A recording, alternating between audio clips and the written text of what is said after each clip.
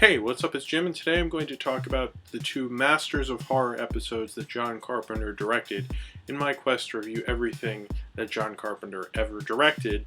And since we're coming to the end, I thought it would be cool to review the two episodes of Masters of Horror in one video. So I'm going to start off with Cigarette Burns, which was the first episode he directed, and then do Pro-Life. Alright, so first is Cigarette Burns. Now, both Cigarette Burns and Pro-Life were written by Drew McWhinney and Scott Shawn. And Drew McWhinney, I hope I'm saying his name right, is Moriarty from Ain't It Cool News, if anyone used to read Ain't It Cool News when he was a writer there. A cinephile who runs a cool movie theater, and he is told by a movie collector that he's looking for a very rare film, Le Fin Absolu des Monde, which is the absolute end of the world in English. I hope I pronounced the French right. When this film was screened, there was violent outbursts and a crazy riot, and all these people died, and it was apparently destroyed by the government at the time. No one has seen a copy since, but he knows there's a copy because he has this weird angel guy that has his wings cut off, and he has his wings put on display, and he knows that that guy's alive,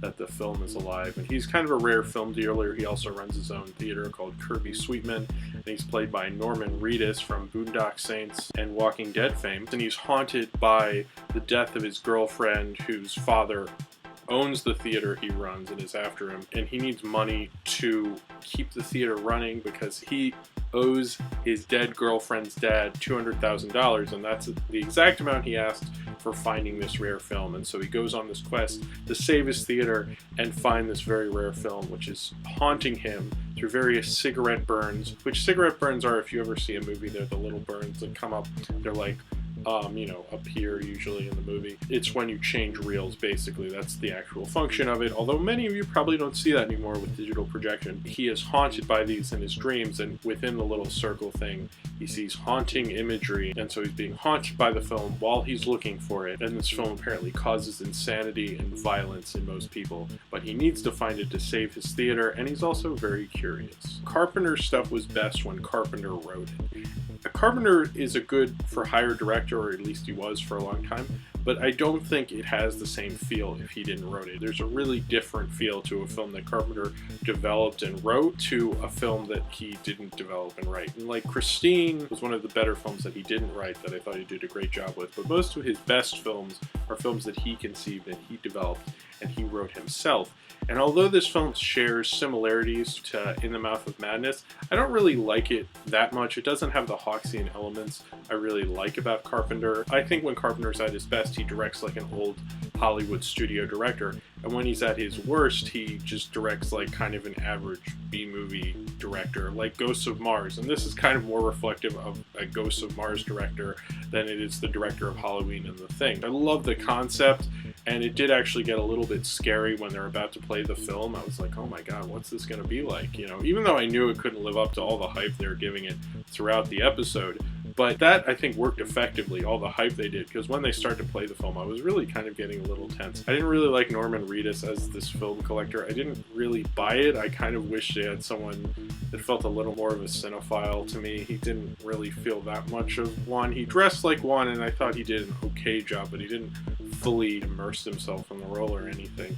And the writing just really wasn't the same. I mean, I understand, you know, maybe they don't want to have these episodes developed by the directors. I don't really know this series. I'm really just watching the John Carpenter things, but I have to say this is more just for the fans and people who absolutely love horror and love Carpenter, because this isn't going to turn anybody onto him. It just looks like a regular TV-directed episode of an anthology horror series. For something that's called Masters of Horror, I wish it had more displayed Carpenter trademarks. It just didn't feel very Carpenter-y to me. I thought this would more celebrate a director like John Carpenter rather than just have him there because he's a name, and that's kind of what I'm getting. Now I'm going to talk about the second episode of Masters of Horror that John Carpenter directed, which is from the second season of Masters of Horror, which is called Pro-Life. This girl who these abortion clinics find on their way in one day, they almost run her over and they bring her in just to make sure she's okay, and then they find out she's pregnant and she wants an abortion, but it's with like a demon baby and her belly keeps growing. And then her dad is like a pro-life activist who has been court-ordered not to come within 500 feet of the clinic. and he's trying to get in. They're not sure if they should give her an abortion or if she's crazy or what the deal is. And then, you know, Satan does get involved and it gets really stupid and her belly keeps expanding, and then Ron Perlman and her brothers try to invade, Assault on Precinct 13 style. And it's written by the same two guys who wrote Cigarette Burns, Drew McWhinney and Scott Swan. And this is probably the lesser of the two, I would absolutely say. This is a pretty horrible episode. And just like the first episode of Masters of Horror that John Carpenter directed, it shows an aging director who has lost what I once really loved about him, and that was directing B-movies. Is almost like a classic Hollywood director did, directing B-movies way better than they ever should be. To now, this is much like Ghosts of Mars and the first Masters of Horror. He's just a B director. He tries to mix genres in this. There's some Assault on Precinct 13. There's some kind of Prince of Darkness and the Thing type ideas in it, but they're not conveyed very well. Especially looking at this and then looking at other TV work that Carpenter has done, like Body Bags, Someone's Watching Me, and Elvis.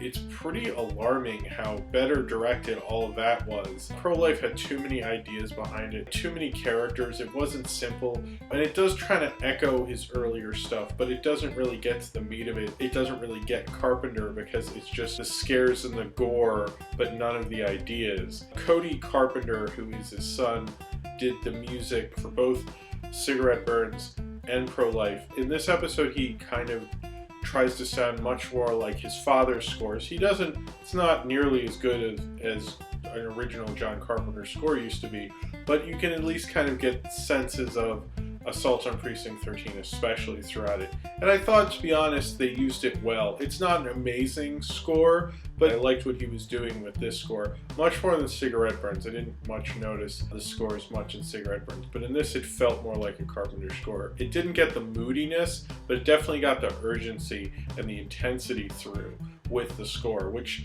was surprising because most of Pro-Life is pretty awful. It was just really horrible. I'm pretty sure this is the worst thing I ever saw John Carpenter do, and I'm counting Ghosts of Mars. I'm glad this isn't a movie because he doesn't have to have this awful shit stain on his career, but this is a pretty abysmal piece of crap. I mean, I didn't really like Cigarette Burns that much, but this makes me appreciate it a lot more. And at least that kind of works, even though it doesn't really. This absolutely doesn't work. It's an interesting, I guess, concept, having a girl go to an abortion clinic with like the devil's baby. And when I originally heard the concept, I was like, sure, that could work, I guess.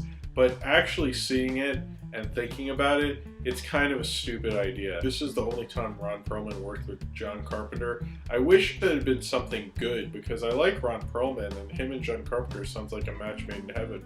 But I guess they just didn't cross paths at the right time. Watching Pro-Life was a real defeating experience, I have to say. I mean, I only have The Ward after this, and I'm not really excited to watch it after watching such a crappy thing like this. Cigarette Burns is the better of the two. That's what I had been told before I saw these, but I definitely believe it now. I mean, Jesus, whoa. The special effects were awful, and I understand it's a TV show budget, but it just looked like something on the Sci-Fi Channel on Saturday nights, and the quality and the intellect behind it reflected that as well.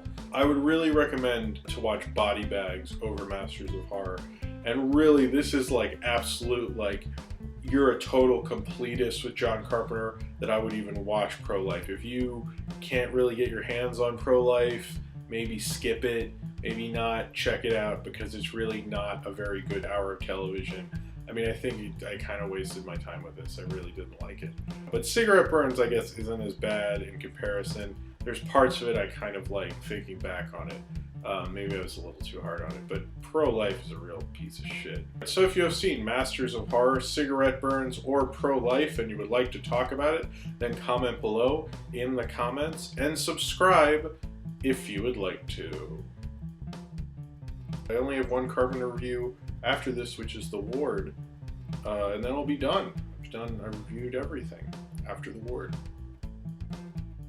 And I might do a compilation video, we'll see.